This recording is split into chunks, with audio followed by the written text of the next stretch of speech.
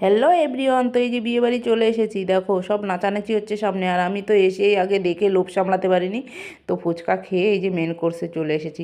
ও আর এটা ভেবো না, গিফট দিইনি, গিফট দিয়ে খেতে বসে গেছি। তো এই যে থালা আর এই লেবু দিয়ে গেছে, তো ডিমের টেবিলটা আগে খেয়ে নিই, একটু স্যালাড দিয়ে একটু পেঁয়াজ দিয়ে খেয়ে তারপরে তোমাদের সাথে আবার বলছি। তো এই তো বন্ধুরা, নেমন্তন্ন পেলে কে খুশি না হয়ে যায় বলো? তো এই যে খুশিতে দুটো রাধাবল্লভী নিয়ে নিয়েছি, চানা মশলা নিয়েছি, তো এখন গপ গপ করে খাওয়া শুরু করে দিতে হবে। দুটো নিয়েছি, দেখো কেমন, মানে কি বলবো, আর খেতে পারবো না, চোখে কত খিদে। তো দুটো তো আর খেতে পারিনি, নষ্ট করেছি।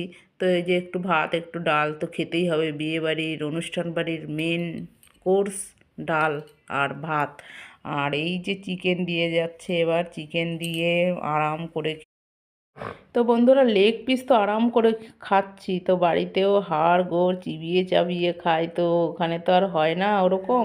তো রাইস দিয়েও একটু দান রাইস নিয়েছি, রাইসটাও সম্পূর্ণ খাইনি, সমস্ত খাবার আমি নষ্ট করেছি। আর এদিকে আমার ছেলে জালেতে দেখো কি করছে। তো সমস্ত খাবার রান্না বান্না খুব ভালো হয়েছিল। দুঃখের বিষয় ওই যে যে গপ গপ করে ফুচকা খাওয়াটা, সেটা খেয়েই পেটটা নষ্ট করে দিয়েছি, ঠিক আছে, মুখটা। তো এখন এই যে আমের চাটনিটা আরাম করে খাচ্ছি, একটু টক টক, তো দেখছি আবার মিষ্টি কখন দেবে, তো মিষ্টি দেখতে দেখতে দিয়ে গেল। তো মিষ্টি দুটো দিয়ে গেল, তো নিয়ে আমি ঝোল চিপে চিপে এই যে এখন গপ গপ করে মুখের মধ্যে পুরে দেব। তো তোমরা কি এরকম বিয়েবাড়ি মানে যাওয়ার জন্য প্রস্তুতি?